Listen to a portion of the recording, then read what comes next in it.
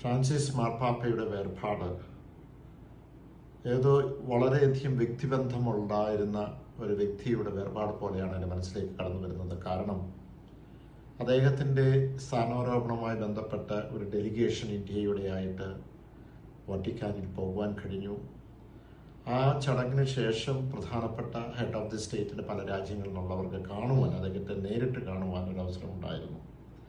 എല്ലാവരും ലൈനിൽ നിന്ന് കാണുമ്പോൾ അദ്ദേഹം ഓരോരുത്തരെയും തലയിൽ വെച്ച് അനുഗ്രഹിച്ചു. അങ്ങനെ എന്നെയും തലയിൽ വെച്ച് അനുഗ്രഹിച്ചതിന് ശേഷം കേരളവും സഭയും ആയിട്ടുള്ള ബന്ധങ്ങളെ, കാര്യങ്ങളെപ്പറ്റി ഒരു സെക്കൻഡ്സ് മാത്രം ഞാൻ സംസാരിച്ചു. അന്നേരം അവസാനം അദ്ദേഹം എന്നോട് പറഞ്ഞത്, പ്ലീസ് പ്രേ ഫോർ മീ, എനിക്ക് വേണ്ടി പ്രാർത്ഥിക്കണം എന്നാണ് അദ്ദേഹം പറഞ്ഞത്. ഞാൻ പെട്ടെന്ന് എൻ്റെ മനസ്സിലേക്ക് വന്നത്, എത്രയോ സാധാരണക്കാരനാണ് മാർപ്പാപ്പ.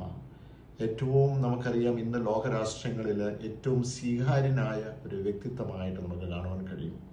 കാരണം ഏറ്റവും ലാളിത്യം മാത്രമല്ല, ഏറ്റവും പ്രധാനപ്പെട്ട ലോകരാഷ്ട്രങ്ങളുടെ ജനകീയ വിഷയങ്ങളിൽ നേരിട്ട് ചങ്കുറ്റത്തോടുകൂടി ഇടപെടുവാനും അതിന് പരിഹാരം കാണുവാനും അദ്ദേഹത്തിന് പലപ്പോഴും ഇടപെടുവാൻ കഴിഞ്ഞിട്ടുണ്ട്.